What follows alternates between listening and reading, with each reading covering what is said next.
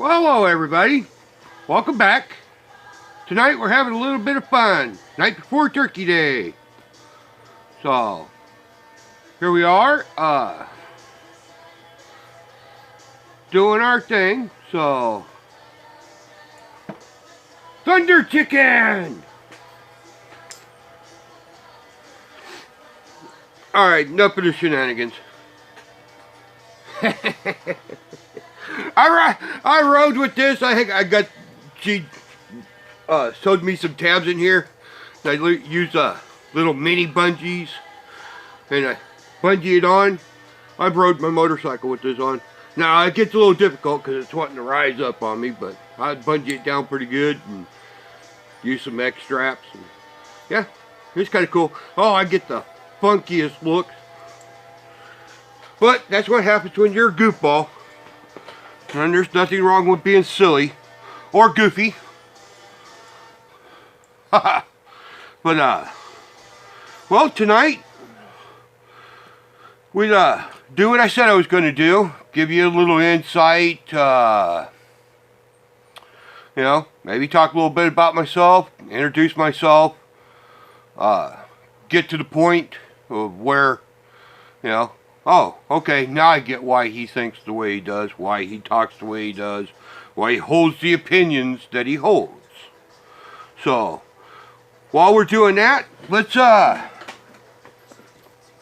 carts out, have a look at my nice little layout here.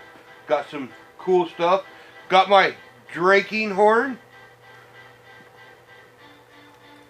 Got a mini drinking horn. I got some cool stuff. But well,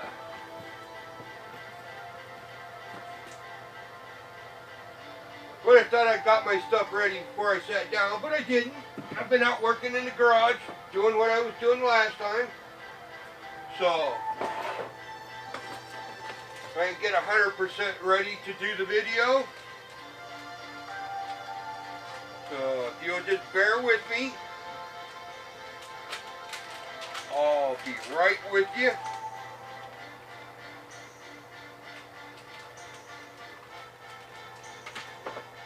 And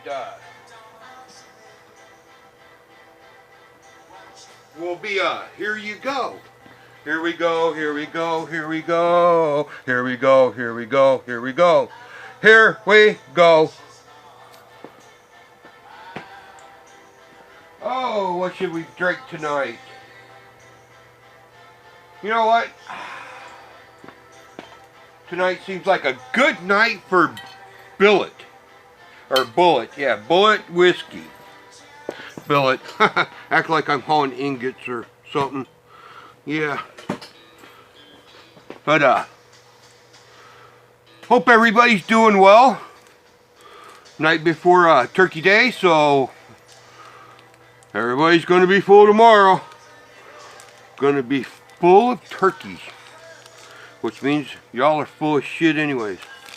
Man, I smashed the shit out of my thumb working on that damn thing.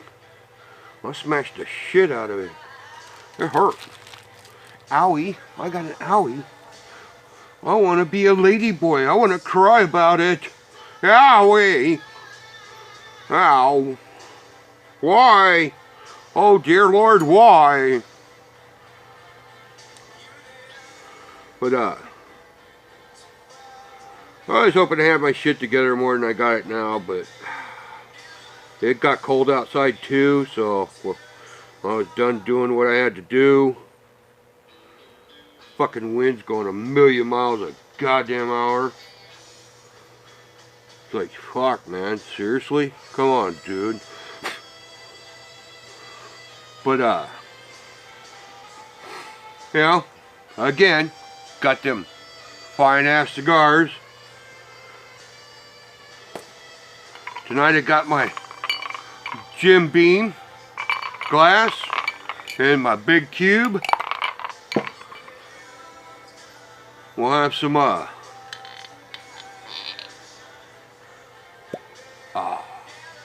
don't know if you guys can hear that stuff or not, but Can't help it. It's gotta be silly. Life is too fucking short for the bullshit. Even though that's all we do is talk shit. So.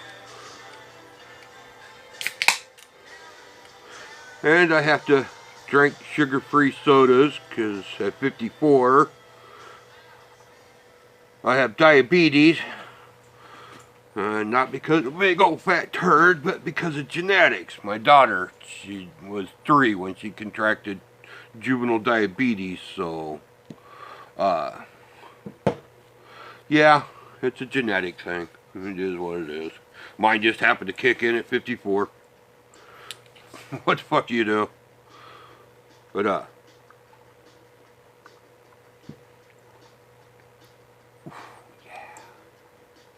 ooh, yeah. Alright, well, my name is Robert, and I'm 54 years old. I live in northern Illinois. Obviously, I'm a motorcycle guy. I'm a trucker by profession. Been in it for 35 years. It's pretty much what I do. I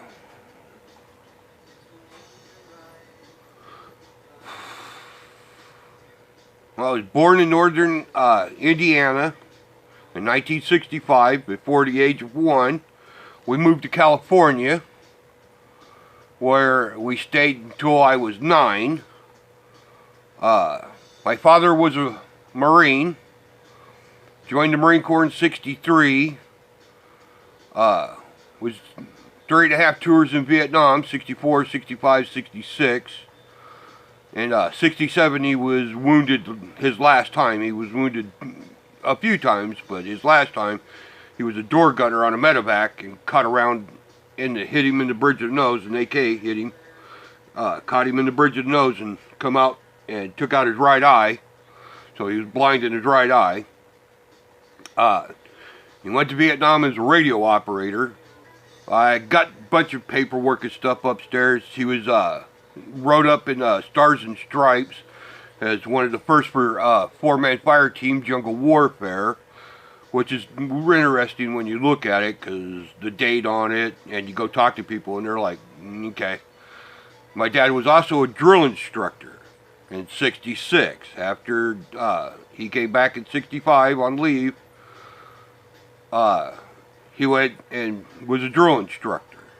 So in 66 he was partially involved in it as a DI. And people that were in California at the time, I've talked to a few of them, and some people remember him. And it's interesting what they have to say, because the old man was a trip. the old man was he was one of those guys. He volunteered. He wasn't drafted. My dad volunteered for the Marine Corps. He volunteered to go to Vietnam. He volunteered to do what he did. And maybe he liked it just a little too much from what some of the stories say. And he enjoyed what he was doing over there. So I know that he was one of the first over there, all the guys that had mohawks, that were running around the bush doing what they wanted to do, but they all had mohawks. So along with that, when they came back in 67, and they talk about, I got a picture of my mom in 65 of her on the motorcycle with his vest, and the picture dated in 65. That while they were over in Vietnam, they started a club, and they knew that it was going to be a motorcycle club. So that they started a motorcycle club. They brought it back here.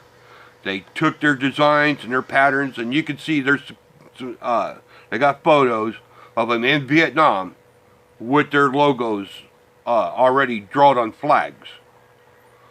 So that's what they called themselves in Vietnam, and that's what they took when they came home.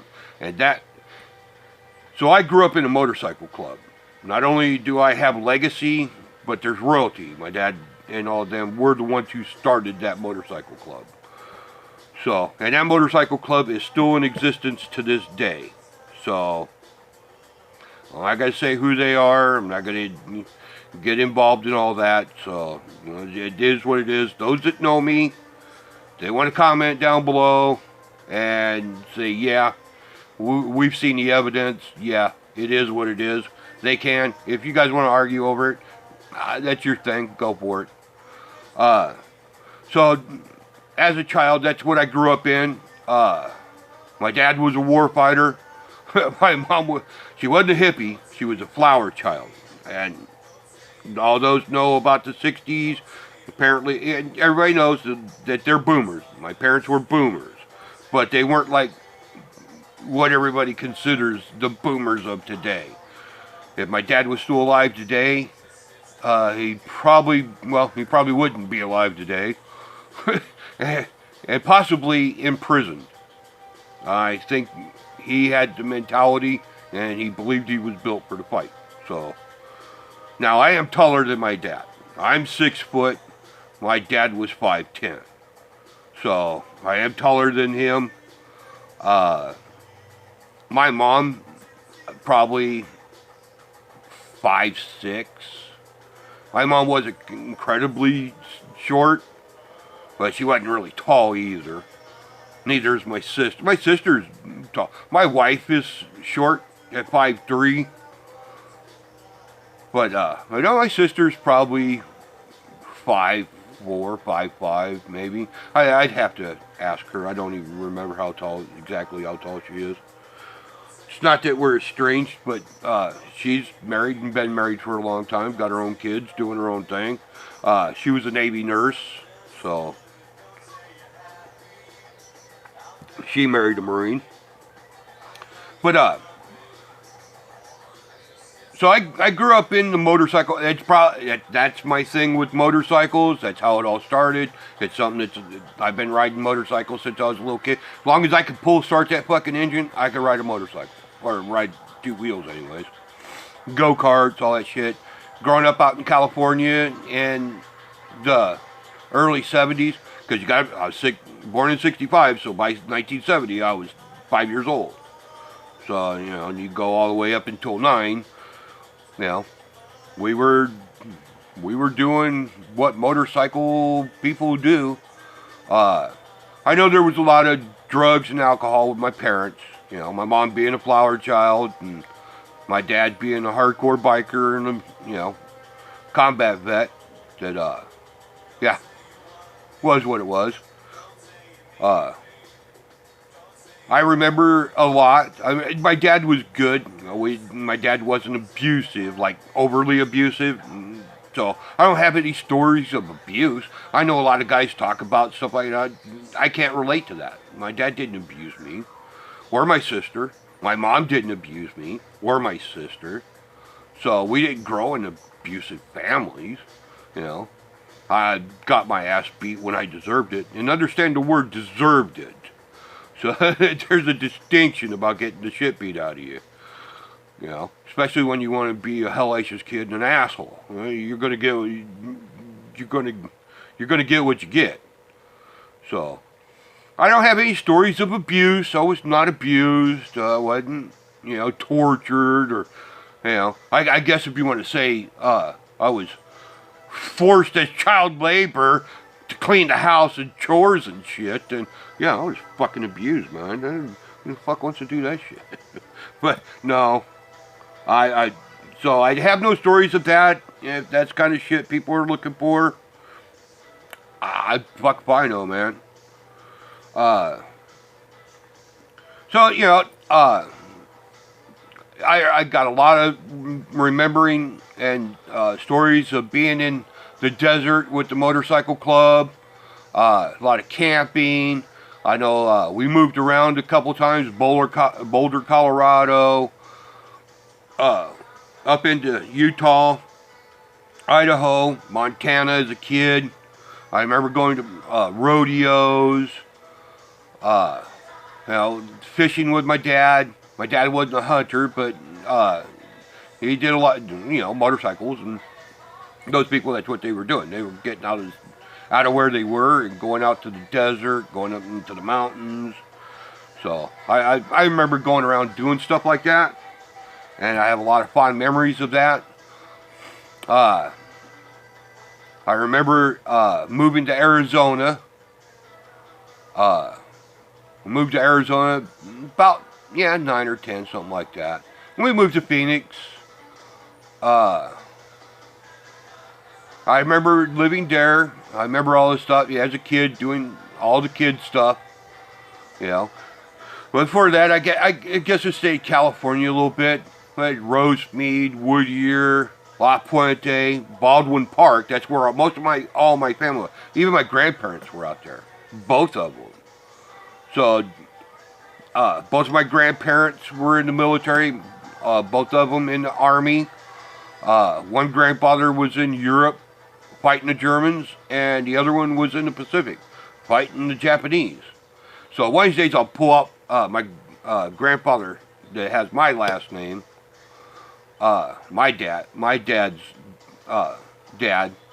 I got a authentic Japanese sword, World War II Japanese sword and bayonet that he brought back from the war, and it's got a little certificate with MacArthur, General MacArthur's signature on it.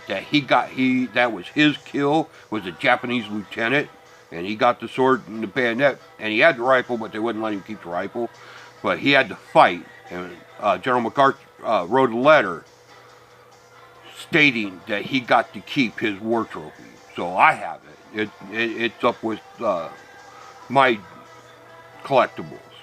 So I have a war sword and a bayonet. I'll bring it out sometime to show you, because it's neat. I've taken it to places and people have really lit up. They're like, wow, okay, that's real. Yeah, it's fucking real. I've had it appraised, and it's not worth a whole lot of money, but it's worth something to me. It's my grandfather's, so. And one day I'll pass it on to my grandchildren and what have you, so. Let them know that was their grandfather's. I mostly grew up with my mom's dad, my other grandfather, and I'll get into that and why that, but my other grandfather is where I got a lot of my male experience from, because I remember a lot with my dad, but also my grandfather took over. But so we lived all over California. Yeah, we didn't live. Mostly Southern California, around the Los Angeles area. It's where I grew up till I was like 9 or so. Like I said, we moved to Phoenix. Lived there for a few years. Bounced around a couple of times. Mom and Dad weren't always together. They were mostly together, but wasn't always together. Me and my sister were always, our grandparents, when they were off doing their thing, we stayed with our grandparents. And when we were real young, we stayed with my dad's parents, our other grandparents. And like I said, they all lived in Baldwin Park, so shit, we could walk for places. They didn't let us walk a whole far, but we could if we wanted to. My mom's dad was an Army Corps of Engineer. He built stuff, and when he got out, that's what he continued. He was a heavy equipment operator, so that's what he continued to do. So that that'll play in here in a little bit. The other grandfather went after what happened. Well, we seen him a couple times. Wasn't like we seen him a lot, but so we moved to Arizona. I remember it being a good time, going out to middle of nowhere, an actual place in Arizona called Nowhere.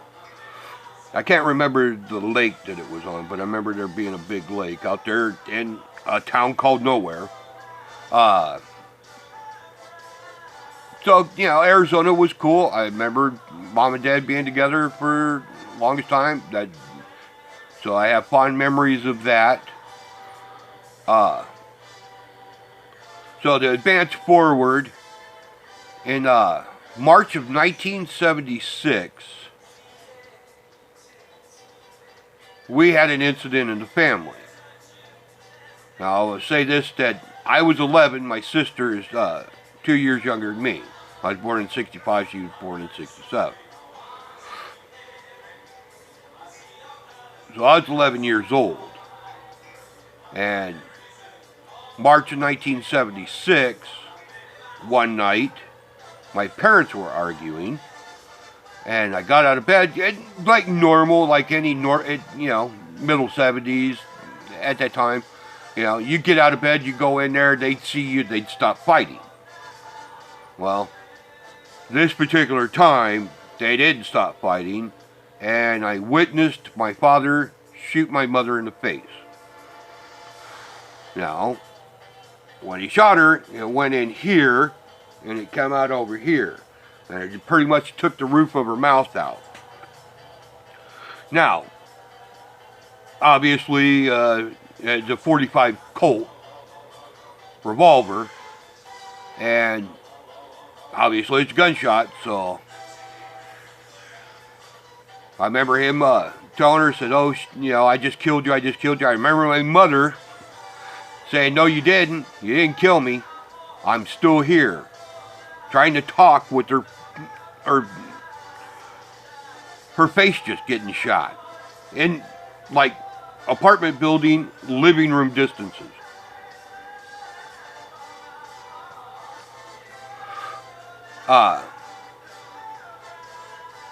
So I remember my dad kind of freaking out a little bit after it took a minute, and he kind of went out the back door and was in the back patio.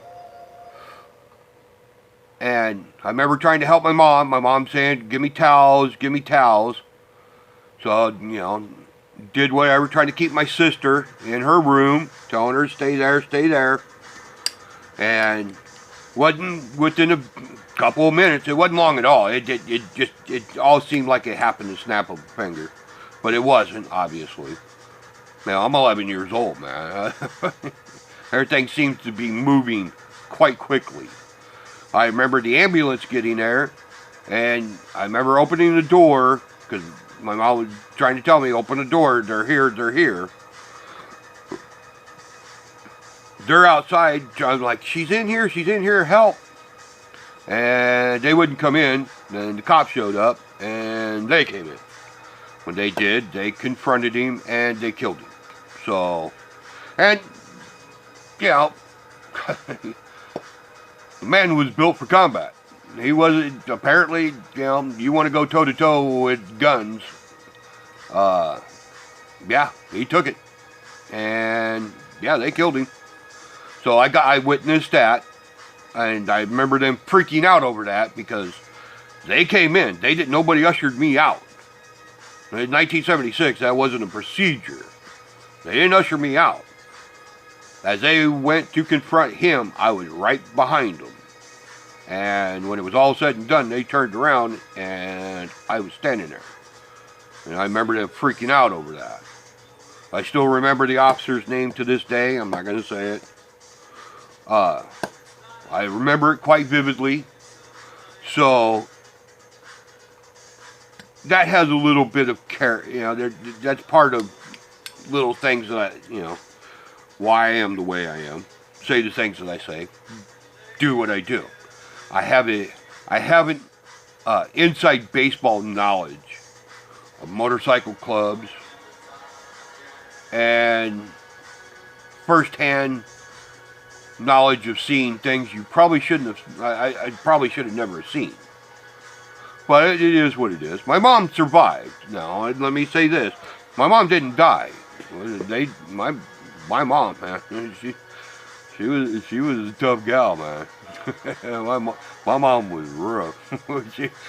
she didn't take mercy on nobody, especially after that. I'm sure it had an effect on her too. And I know it did. I'm an adult. I've talked to her afterwards.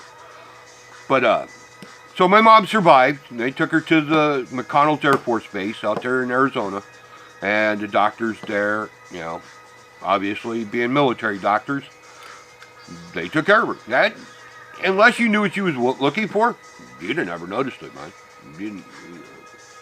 You had to know what you were looking. Yeah, she had a long scar down her neck, but as far as her face or something, no, didn't really fuck with her face. Just a hole here. You know, it's about the size of your finger, but a hole here. But it wasn't like a deep hole.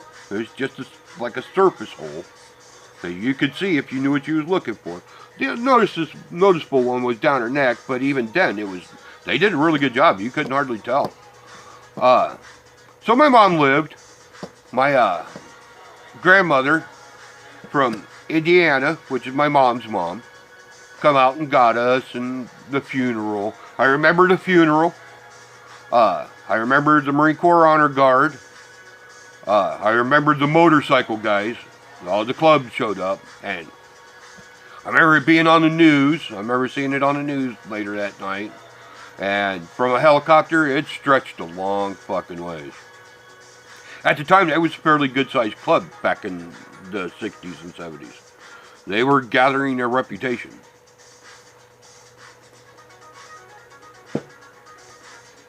So they showed up. I know that he was buried in his dress blues. I know they buried his colors with him. I know they buried him with a handgun, a buck knife, a bottle of whiskey, a bag of dope, grass, marijuana, whatever. Buried him with his rings.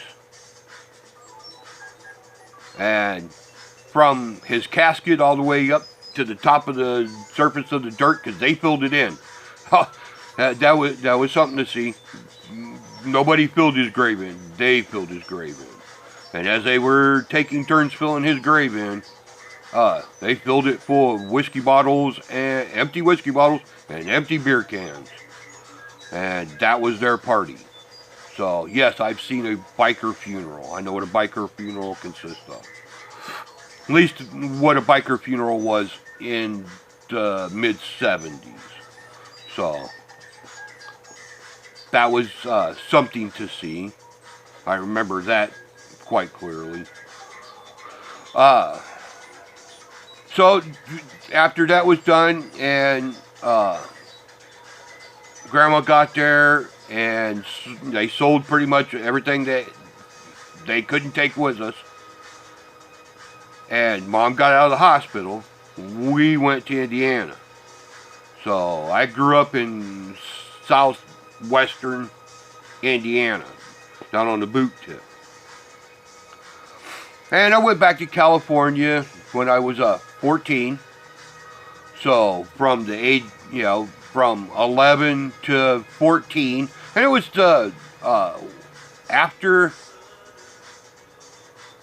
the blizzard of 79.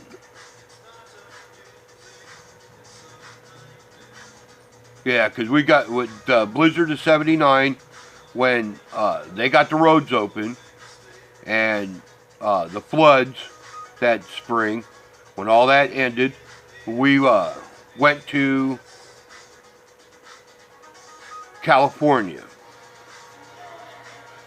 So that put you right around 14, and stayed out in California until I was 15. So we went back to California. So yeah, pretty much regular teenage years. Wasn't really nothing. I got to see a lot of the kids from the kids I grew up with in California, which were a lot of the motorcycle guys, their children. Mom went back out there. Obviously, she had some unresolved issues she had to take care of, and that's when we went to California. I remember my uncle being out there. My uncle was a few years older, 3 years older than I was. I remember him being out there. I remember people that I grew up with, so it wasn't unfamiliar. Pretty uneventful, nothing really happened, nothing to speak of, it just was there. Other than, I guess, being a teenager, being pursued by a couple of girls, and a few fighting incidents, it was pretty fucking uneventful. Then we went to St. Louis. My first year of high school was in downtown St. Louis. we had an aunt that got sick with cancer, and Mom decided she was going to take care of her. Her name was her Aunt Eunice. And my first year of high school was in downtown St. Louis during the busing riots in 1980. And it's like, yeah, right there, the fall of 1980. Yeah, that was a fucking experience. That's where a little bit of my dislike for a certain demographic of people, and that's also where I learned to fight them and found out their weaknesses. You know, they have a specific set of weaknesses, which makes them quite vulnerable to getting their ass kicked. They don't like talking about it, and that's why I don't take shit off of them. I'll smack the fucking dog shit right out of one. Once you know their secret, there's nothing to them. But we ended up going back to southern Indiana, and I was pretty uneventful again. I was a fucking teenager. But my life really started to take off and started to develop in 1984, late 84, when I was 20, so just before, the fall of 84, I went to Oklahoma to go work in the oil fields, doing construction, driving truck. So there was my mom went there, and I decided, okay, well, she was talking about work down there. My grandfather convinced me that, probably at this time, go down there and there's work down there. So that's what I did. I went down there and went to work because sticking around your hometown is just, Everybody knows you. They know what you did as a teenager. They already made up their mind who you are. They don't give a fuck about what their opinion is, whether it's right or wrong. They could care the fuck less. They already made an opinion of you. So you can't really get a fair shake. And if you're not one of the in boys, then you're not going to get a fair shake. And I couldn't. Only jobs I could get were very menial. There was no advancement. That's as far as these fucking people were going to let me go. So the opportunity arose. I took off where nobody knew me, and I could just go there and be my adult self. And that's what I did. And I pretty much kept my nose clean, stuck to myself, made a couple of friends. Nothing major.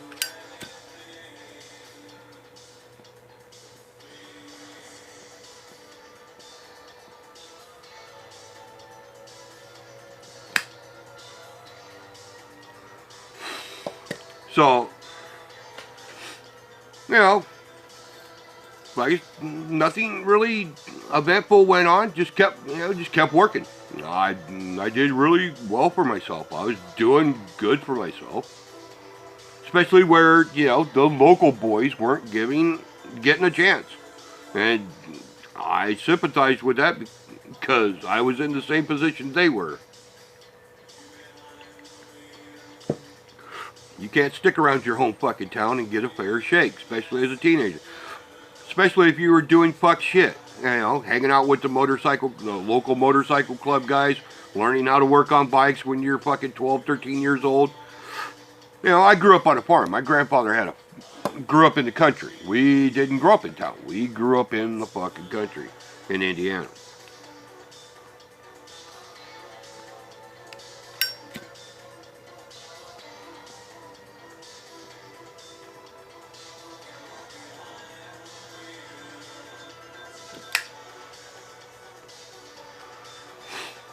So, growing up in the country, you grow up big and strong real fucking quick.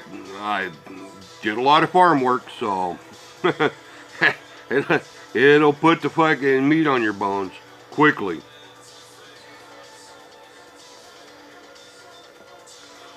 But my very first job was when I was 12. I grew up fairly quick as far as height. You know, I wasn't a shrimp of a kid. So by the time I was 12, I could stand in the basket of a detasseling machine and reach the top. I could reach up there and pull tassels out. I just could do it. You know, you had to be 13 in those years to do that. So you're talking, you know, probably 78. Yeah, be 79, be 14, 80's 15. So, yeah, around 78 or so. You know, 77 is when I did it. Detasseled corn, I was 12. And they figured it would be good for me to get my rage out. Now, knowing that the cops killed my dad, I was angry. Not only that, I had to take the brunt of all the bullshit of being, you know, the fatherless kid, and, you know, it came with its own connotations, man. It just, you know, kids are cruel. It's just what it is. But seeing what I seen, and knowing that what I seen was real, I became angry very quick. So I had a lot of anger issues.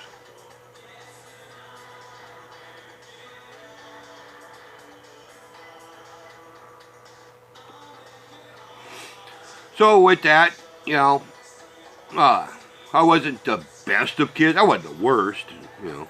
But, well, I wasn't the fucking best either.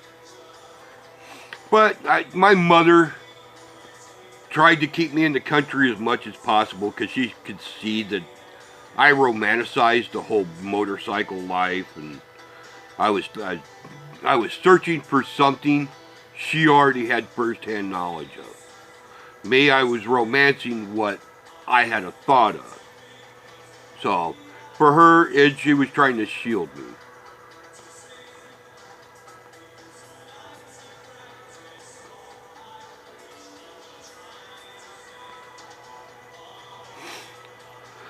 So with that, you know, I grew up in the country, and I did farm work, baling hay, throwing hay, feeding animals, you know, running machines.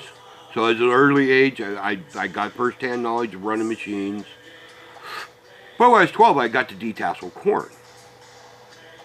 So I went to Pioneer, and you did that over the summer break. You'd go and detassel corn. That's where I got to see my first real life set of girl titties, you know, because obviously they all ranges of ages out there, all teenagers, and obviously the older teenage boys are coaxing the teenage girls to, you know, if they want to, they could, if the boys are taking their tops off, you could take your tops off too, you know, so that was always fun. That's where I got to learn to watch how the older boys talk to the girls to get them to do things. So, kind of was like, okay, I get this. I get how this works. So that was the first time I got to see real life titties. So,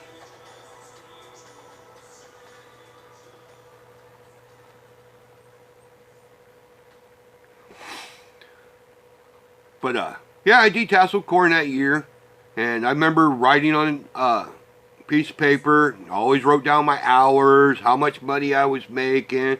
I knew how much I was making in hours as a little kid. And I remember you didn't get paid that year. You got paid the following year. And I remember they said your checks were ready. Everybody could go up and get their checks. So I rode my bicycle out to Pioneer all the way out far on the other end of town. And I went out there and I got my check. And I rode it all the way back to the far end of town to where the Moose Club was. Because my grandfather was a lifetime member of the Moose. And which I am too. I've been a Moose member now 20-something years. But I remember riding up there, getting the check, and handed it over.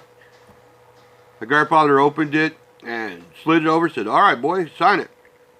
And I flipped it over and I looked at it and I went, "Whoa, whoa, whoa, whoa, whoa. This can't be right. Somebody stole my money." And I did too. I was bad. I was like, somebody stole my money. I remember him breaking it down to me because he already tore the little tab off. And he's like, "All right, well, here, look at it." And I remember him trying to explain taxes to me. This is when I became a constitutionalist. And I remember him, because my grandpa, all of them Southern people like that. And I know you'll probably say Southern Indiana isn't Southern. Go fucking down there. Them people got more of a goddamn Southern drawl than people in Georgia. And that is no fucking shit. I mean, it is bad. They got the Southern drawl. But they're Southern Democrats. So I remember my grandfather trying to explain to me that, you know, taxes, poor people.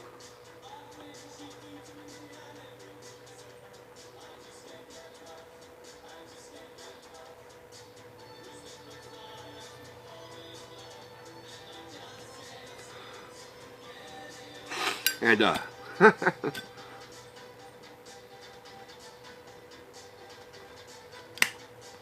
I wasn't having none of it.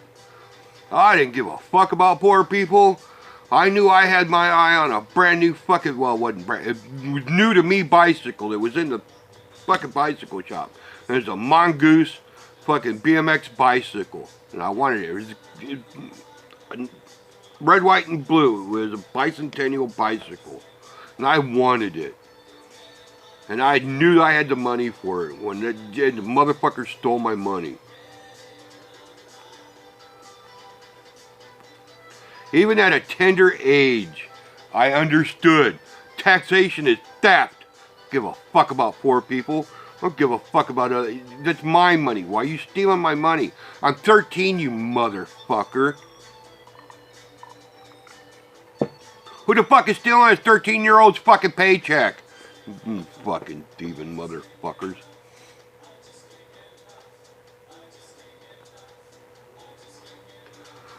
So that starts me down a path of searching out, because if they were Southern Democrats, which my mom was an argument to the day my mother died, they're Democrats. They believed in it, that the family that argues over politics. Now, we tried to stay away from it because that was my mom. Whatever. But all of them down there. Every fucking one of them down there. It's like, these fucking people are blind fucking lemmings. Doesn't matter what they fuck. The fucking Democrats can come to that goddamn town and fuck them all in the ass, come in their mouth, and walk away, and they'd stand there with their shitty fucking breath going, "Thank you." It's like, no. Fuck the Democrats. Fuck them cocksuckers, man.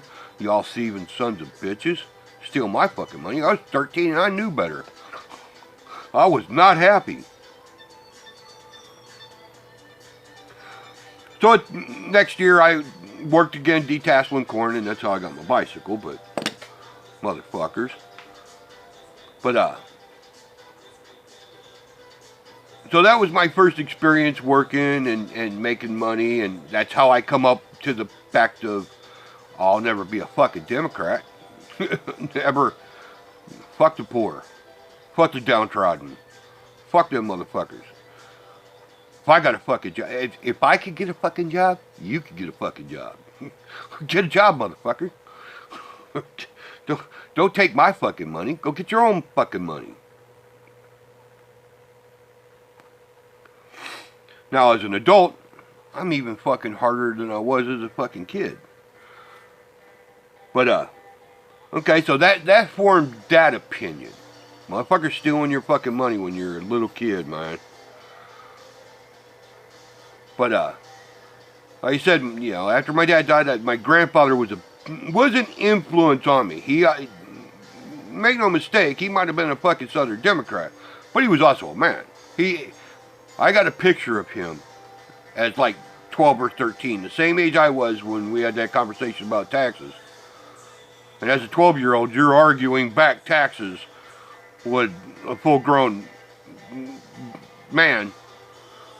But I remember, and I got a picture of it, and I remember it always being there. And that's a picture of him standing in front of the county welfare office when he was 12, 13 years old, with all the boys in the county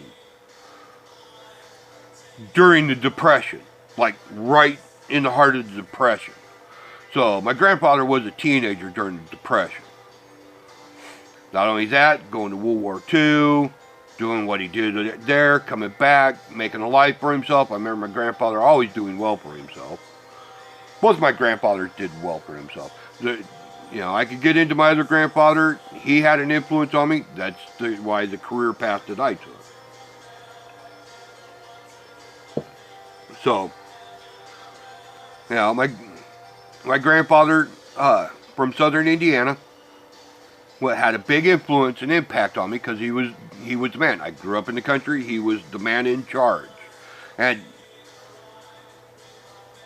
I could talk about a lot of stories of the do's and don'ts, and I'm not going to get into the personal facts but there were things that I seen from that generation, which I guess they call them the greatest generation.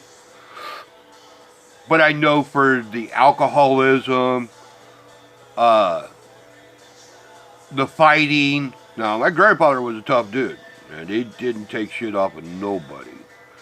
And Grandpa was 6'6". He was a tall man. I have pictures of him. He's a tall man. I got a picture of him, my uncle, which was his son, and me. So my grandfather and all of us together, all three of us together, and you can see the height, how it works out.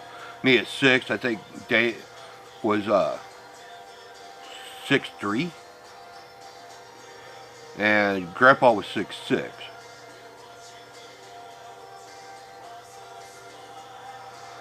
But at the end of my grandfather's life, I got one of the best things he ever said to me. Was, boy, when you was a teenager, nobody ever thought you'd amount to anything. I'm quite impressed, and I'm very thankful that you found your place. And I was already married. I had a couple of kids. I was working. I kept my nose clean. I kept it right straight level. I was making my own way with my own mind. And before he passed, that was what he's the one that got me into the Moose. And I fast tracked. I walked in there. They were like, "You want to be blah blah blah." I didn't have to do all the rigmarole. But my grandfather was also a life member. He got his name in the Moose. So I got fast-tracked in that, and I've always kept it up because of him. Because of the last things that he said to me. Now, my grandfather is also credited to why I don't steal. So I had 11, 12, and right after Dad died. And we went into town, because we lived like 20-something miles in the country.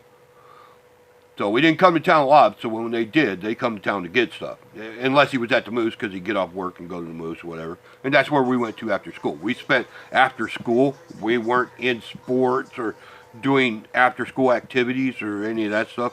We went to the Moose, and that's where we stayed until everybody went home. So I kind of grew up in the Moose.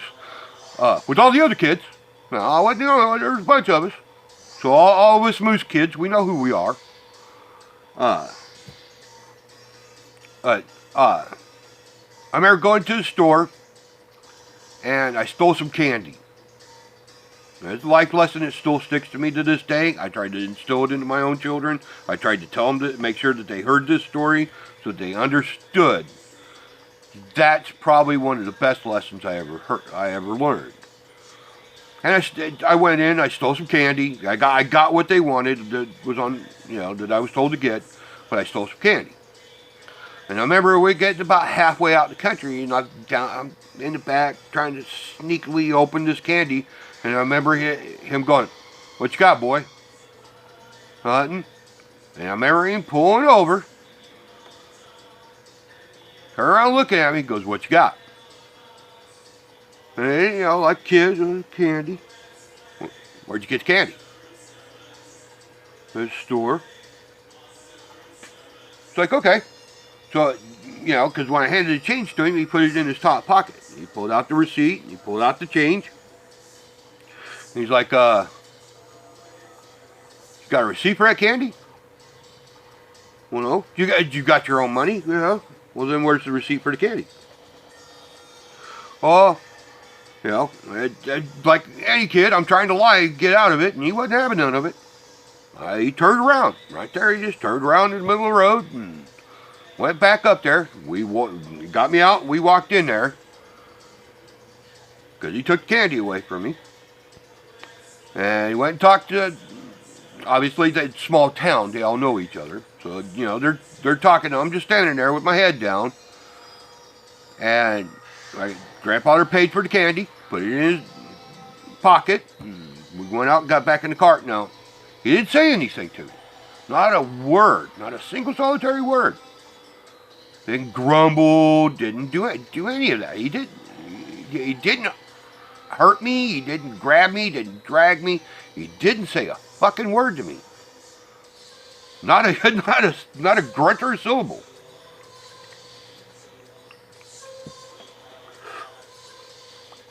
So we get in the car. We're going back out to the country.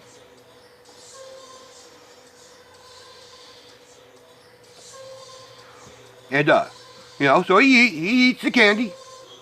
Doesn't say anything. Obviously, the women are talking. You know, I'm kind of, you know, like, okay, this ain't good. You know, the women are mad. Women are fucking mad.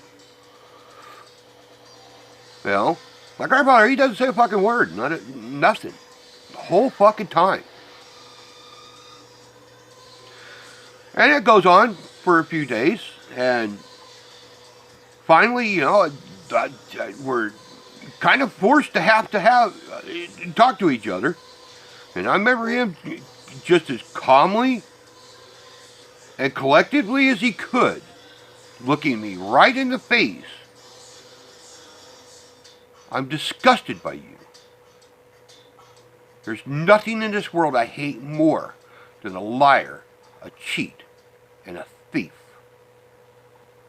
And if you are one, you are all three. And I'm disappointed, and I'm disgusted.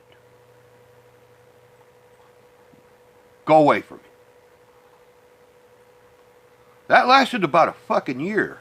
My grandfather wouldn't talk to me, wouldn't look at me, wouldn't address me. Everybody else had to. But he wouldn't. He didn't even want me around. And when it was forced to be around, I was admonished, ostracized. My mother didn't hit me. My grandmother didn't hit me. Nobody punished me. But I'm going to tell you right now that was the worst fucking punishment. I would have rather took a fucking beating. That hurt me more than anything else. To literally, when he looked at me, it was disgusted I seen. Absolute disgust. And I'll never forget to this day, to the day I die, I almost got tears in my eyes. That hurt me more than anything. I would have rather took a fucking beating. I'd rather he broke my fucking arm. At least it would have been done and over with. But it was about a year.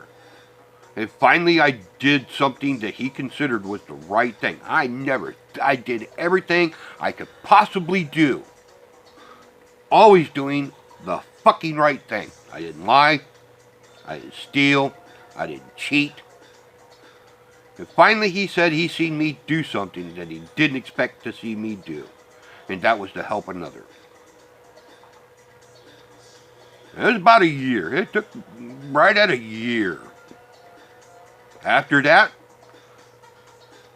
we were sitting at their house because my grandfather had a big house. We lived in a trailer over on the property. There was a couple of trailers there that, was all family.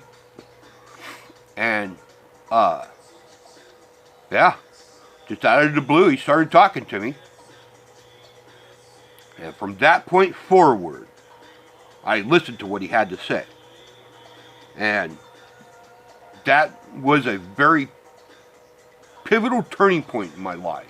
And I was fucking angry all the time. Now, he never could get that out of me. That was a thing that I think he kind of understood because of what happened. Knowing that I seen what happened to Mom, knowing that I seen what happened to Dad, he didn't excuse it. I think he understood it. And I'm sure it's because of what he dealt with in the war.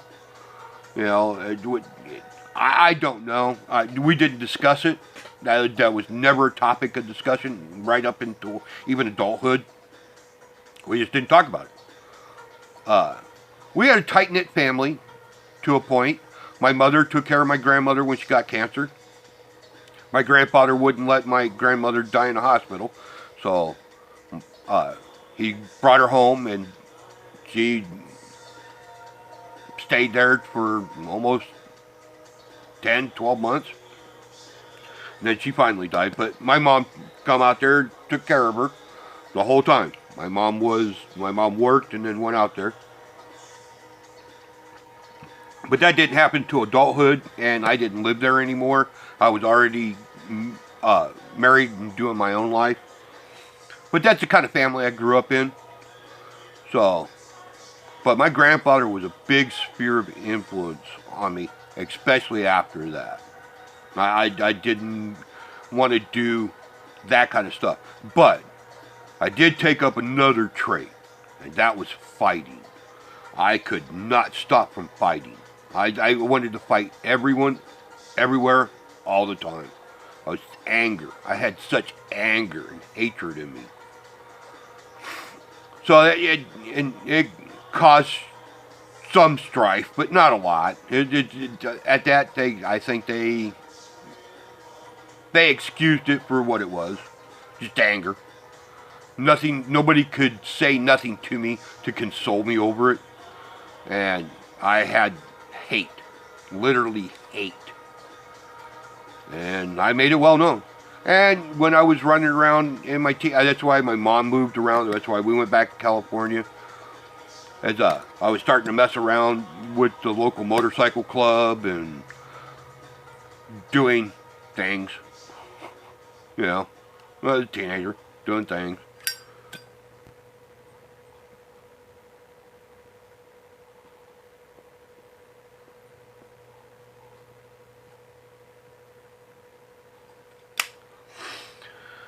So, like I said, my grandfather was a big sphere of influence on that. And one of the things he told me, and it took a lot of people a long time to figure it out. But he said something to me once, and I took it totally. I knew what he meant, but I molded it to my own defense. I remember one time he looked at me. I don't remember. We were working on something. I think we was working on the old Ford tractor. And I remember he turned around just as clear cut as you could be. And he said, "Boy, nobody ever asked a stupid person to do anything for them." And like a fucking epiphany, a light bulb went off in my head and said, and I didn't say it, but I think after a while everybody kind of grasped the thought of it. That might have been a thing. And it's like, so if I act stupid, nobody will ask me to do anything for them. And as much as I hate humans, I literally hate all of you motherfuckers. This is why aliens won't come down from fucking space and talk to us. It's because of you fucking humans. And I don't fucking separate myself from that. I wish they would, because I'd whisper in their ear to get rid of all of you. Hopefully they're flesh eating and I taste bad and the rest of you taste good. Just saying. But nobody ever asked a stupid person to do anything for them. Let that sink into your fucking mind for a moment. If you don't want to do it, if you literally understand, I don't want to. I hate the poor. I hate the indigent. I hate everybody. I hate all of you. And if I don't want to help you, if I just don't do anything, if I don't, when I'm in public, I don't show any signs of intelligence, nobody will ever ask me to help them.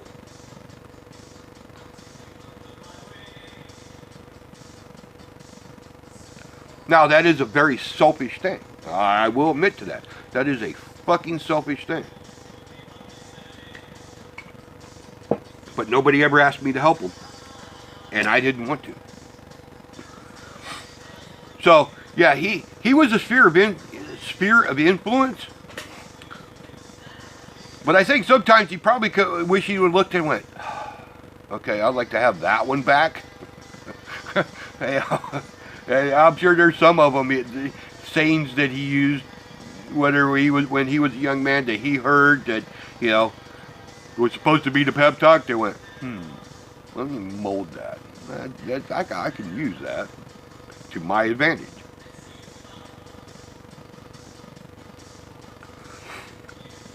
But what really set me on the path of being a better person, being a better man. Now understand, I've already been baptized in fire. I wasn't afraid of shit, man. I wasn't afraid of fucking nobody. And any of my friends that see this shit, please comment down below, man. Don't be afraid. There's a comment section down there. Look at the video, scroll all the way down, especially if you're on your phone or whatever. Fucking comment down below. You know, give me a thumbs up, thumbs down, whatever, man. It is what it is. Well, fucking talk shit loose like everybody else. But in my early 20s, man, I've already been baptized in fire. I wasn't afraid of shit. I've been beat down, and I took it as good as I fucking gave it. And I got some real good friends to this day that were around in those times. We are still friends to this day. That were right there that could tell you that we were those kind of friends.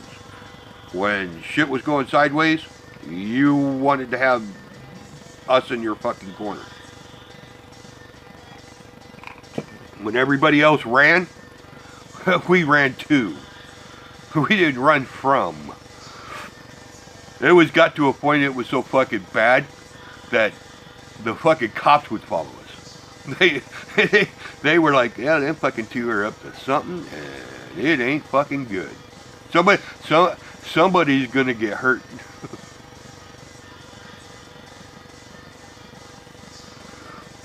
But let's back up and rewind a little bit.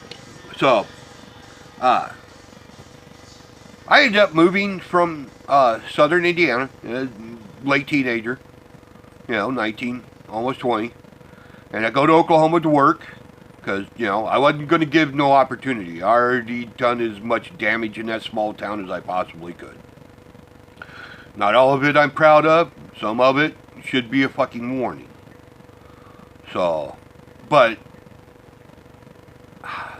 it is what it is. You're a fucking teenager. So I moved to Oklahoma. Specifically, kind of central Oklahoma. And I work hard. I got a job. I'm doing well. Trying to take care of all the things I need to take care of. And, I meet a couple of girls, I'm at this point, I'm really starting to fill out.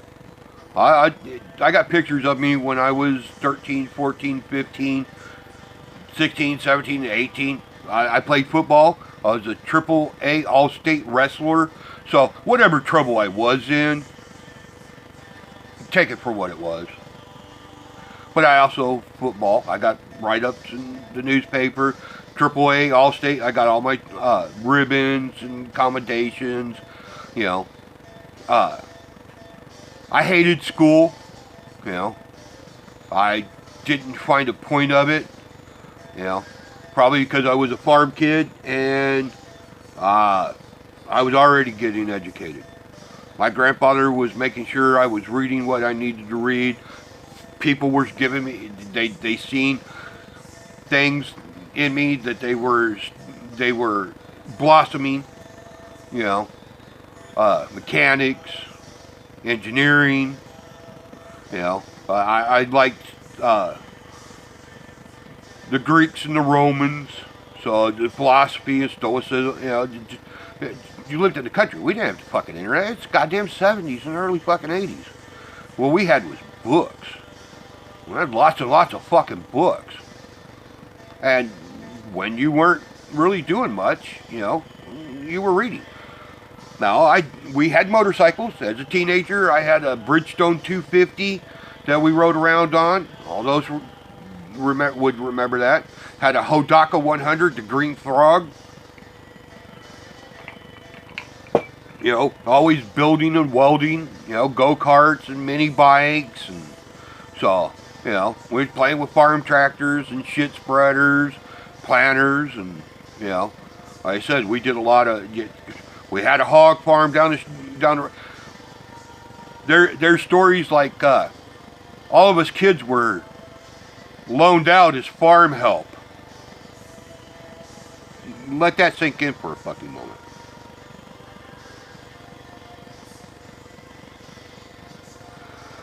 All of us kids were loaned out as fucking farm workers. And all of us boys. There's 7 or 8 of us. Yeah, 8 of us. We were all loaned out as farm workers.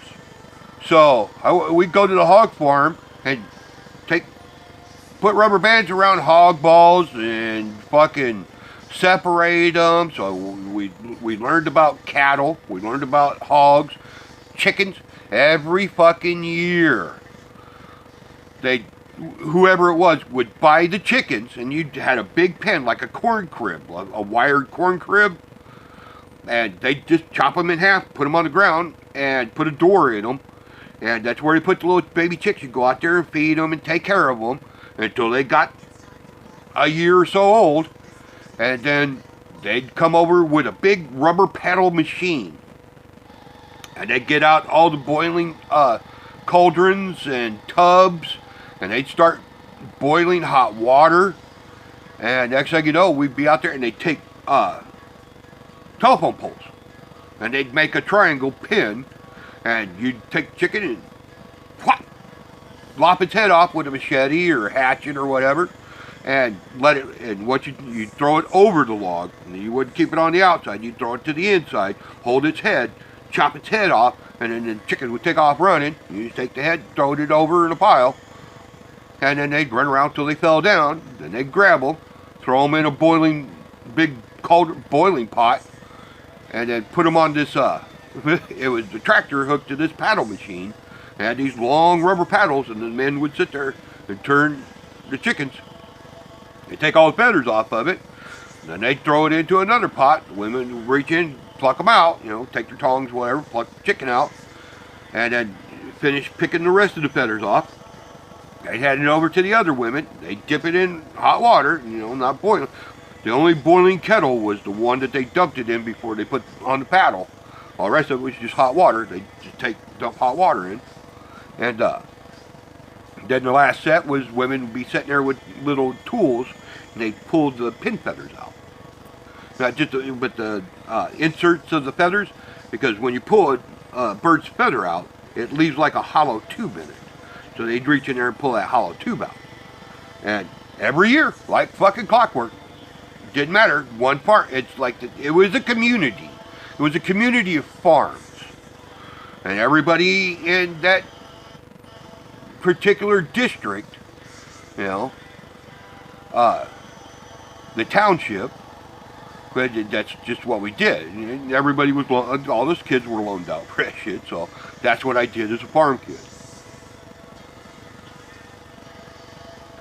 It's also where I learned to drive a truck. A big old fucking 5-star GMC General, 5-speed combination axle, had the red splitter in it, gasser, with a flat 4 Fruhoff, and take a load in the morning, come back, catch a bus, take another load in the afternoon, come back, do your homework, your outside work, and that was your day. That's how we got that Bridgestone 250. That's how we got that Hodaka. That's how we got the go-karts and buying old cars and fixing them up and racing them in the fucking country. That was a thing. Like I said, our childhood was full of, we had good times. It wasn't all bad. It was all mostly good times. There was a few bad incidents, but mostly good times. We grew up in the country. We could do whatever the fuck we want to. Drinking homemade grape wine and fucking moonshine and whatever else we could get our fucking hands on.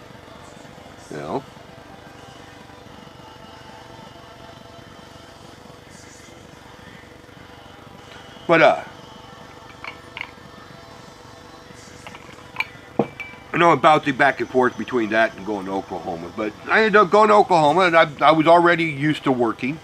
So the reason I went there is because they had driving and construction in the fields.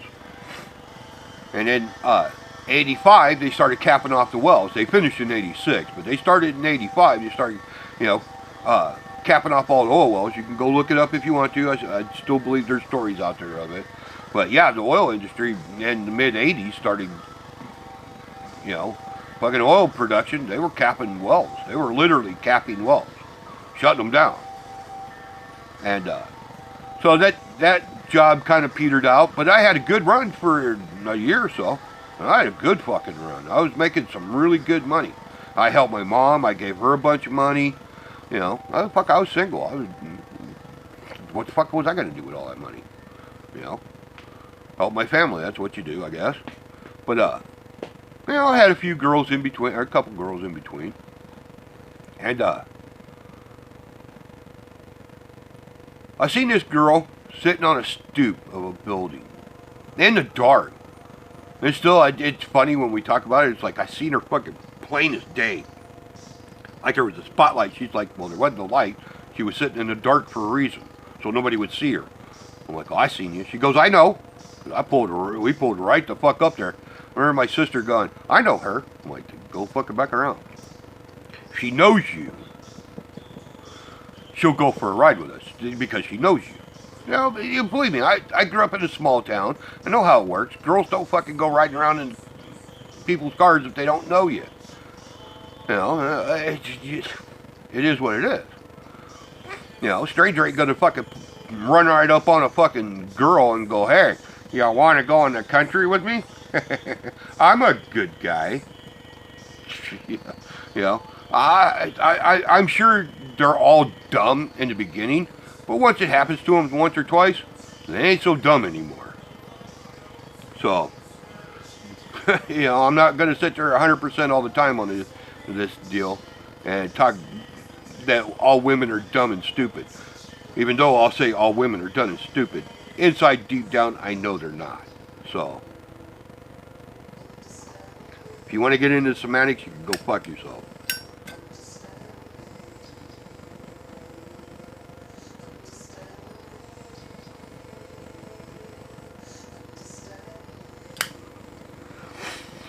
So, we go up there and, sure enough, no.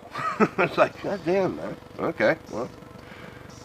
And I kept saying, I'm like, man, that was the prettiest girl I ever seen. She was too, man. She was prime. And, fucking like nothing. Fuck off. Okay, whatever. Well, it's a little heartbroken. I was like, God damn. But I was like, man, that was the prettiest girl I ever seen. She would let me, I'd show you pictures of her when she was 17, 18, man. She was pretty. Yeah, she was so pretty I had to fucking fight for her. That's another fucking deal.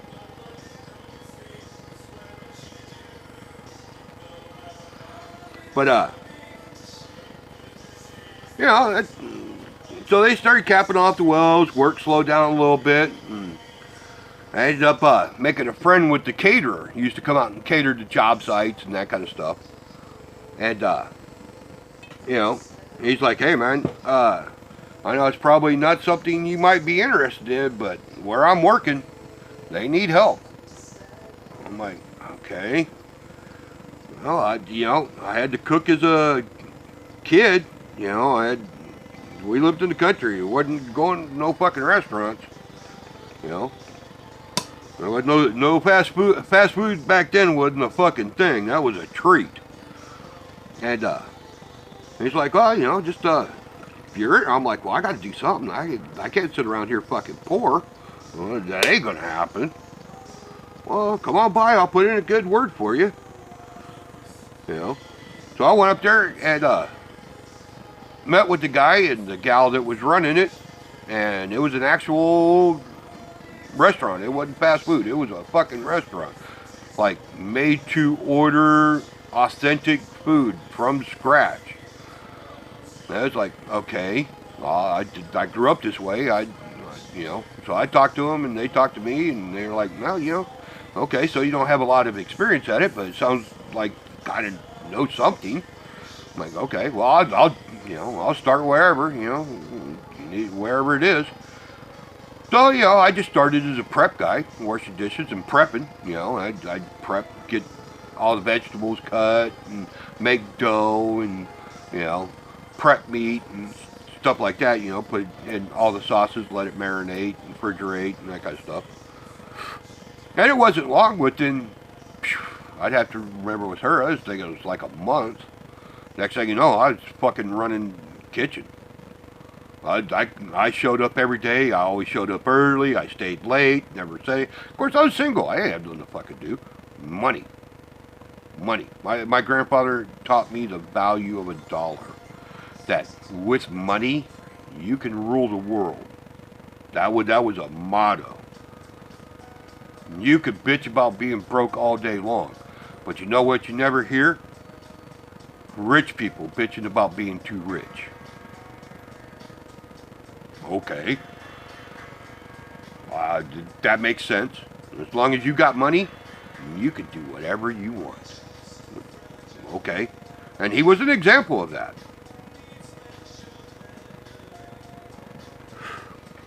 My grandfather built dams along the Ohio. When he left the heavy equipment operation in California, and he was out there building electrical and power and dams and all that for California.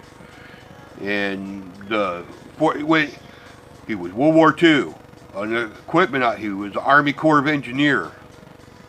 My grandfather come back from World War II. Everybody knows the great projects, all the great building that went on from these guys coming back from the war. My grandfather was part of that. My other grandfather was a trucker. Even though when he was in the Army over in the Pacific, that grandfather was one of the first Rangers. Literally, one of the first Rangers. He was an Avenger of Bataan. I got a bunch of plaques and big box of medals and all that. He was an Avenger of Bataan. Got a homemade knife where they got separated, and he apparently had to make a knife, and he made a knife. It's a homemade knife made out of a Japanese downed airplane that he took a piece of metal off of, fashioned it into a triangle knife, and made a wood handle for it, screwed it together with screws. And I had that knife. I took that one in along with that sword and bayonet, and they took a look. You can see where it's got a little nick in it where they tested it. And yes, that's an authentic handmade knife from World War II by a Army guy that was fighting his way out of the islands. But my grandfather, that side, was an Avenger of Bataan. He was one of the first Rangers. He was part of that group. And yes, there is a picture of him. And yes, they sometimes show it on TV. So that's always kind of interesting when you see it, you giggle, and only a handful of people know it. And I pointed it out to them. I'm like, that's my grandpa. And then I'll show them the pictures I have and his medals and stuff, and they're like, fucking hey, man.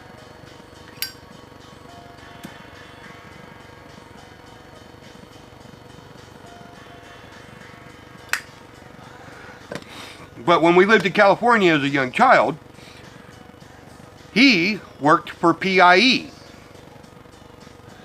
He was a trucker.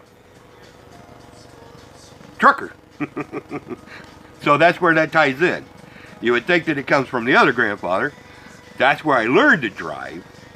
But being that it was a career choice, and the reason it's a career choice, my grandfather from Indiana, one day as a teenager looked at me and said, boy, all you want to do is sit on your ass and listen to that rock and roll music all day. I got a job for you. And that's when they put me in that truck. And at 14, I was up and down them country roads. And that, like I said, they farmed us kids out to do farm work. So, and he had that truck and he had that little trailer. It was like 20 foot, 22 foot. Flat floor flew off, you know. And that's where I learned to do fifth wheels and hydraulic lines, because a lot of those trucks didn't have air.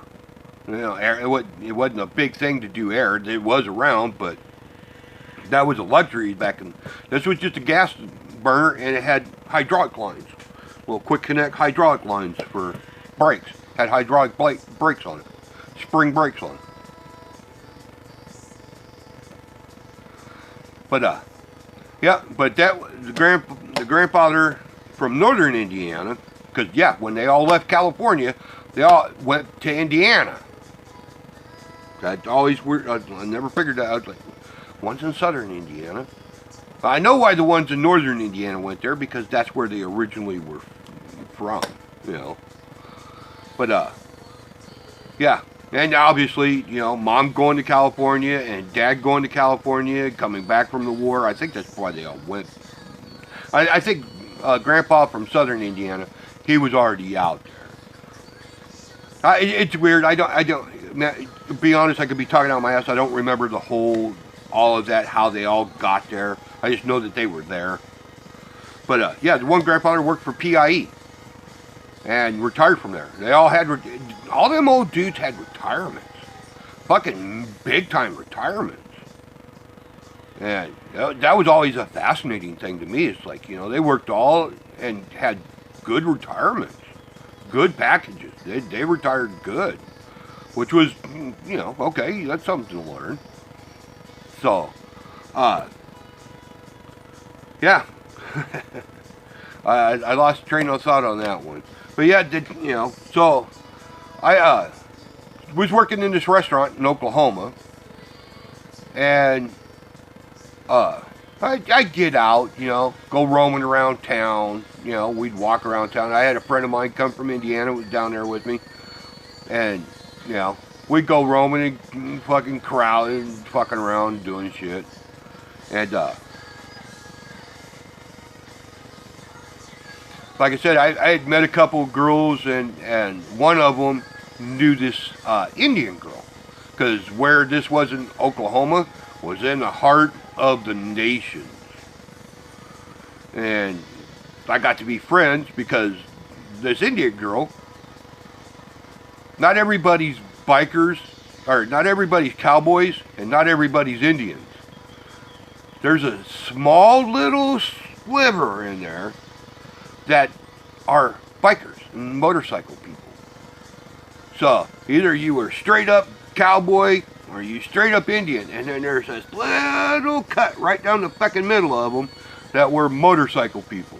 And those were the ones I obviously, because of what I know and how I talked and what I did and that kind of stuff, you know, I got right in with them. And one of them was this Indian girl, and you know, I went through a couple of girls that she knew, and you know, she seen me around and that kind of stuff. Well, she was real good friends, like best friends of the girl that was sitting in the doorway. Now, I didn't know her name. And I talked to her. I was like, yeah, I met this girl once. She was the prettiest girl. And she gave me the fickle figure of fate real fucking quick. Basically, piss off in no uncertain terms. And she's like, oh, well, I wish I knew who it was. I wish I knew who it was. Well, there come a point where I wasn't with anybody. And she's like, I got a real good friend of mine, and she's with nobody, and she needs somebody like you. I'm like, okay. Well, I don't know really what that means, but okay. Well, she just needs a nice guy, so somebody like you. She's been treated pretty rough. She was looking for somebody nice that was going to be like you. Well, you be with a girl, you're going to be with her. I'm like, yeah, okay,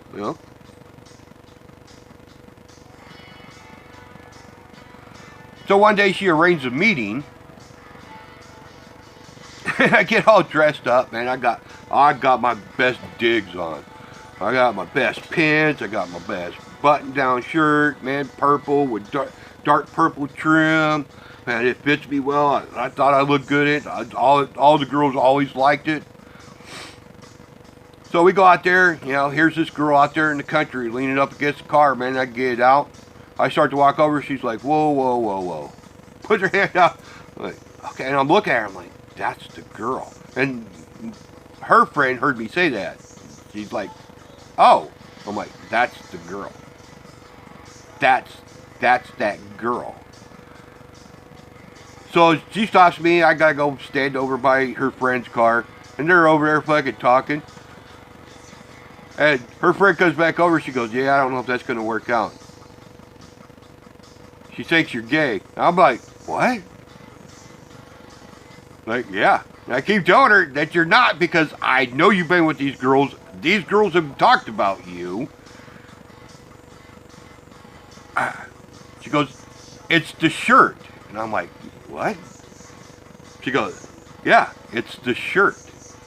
I'm like, okay. Now, I don't have any other shirt with me. So it just, in my brain, I do what most men do, because I'm looking at this girl and I'm like, that's the girl, man. That's the girl. So I take the shirt off. No, I got no shirt on. I take it off and I put it in the thing. I turn around and she's just sitting there fucking staring at me. Now imagine me at not quite 21. I'm a little bit of ways from being 21.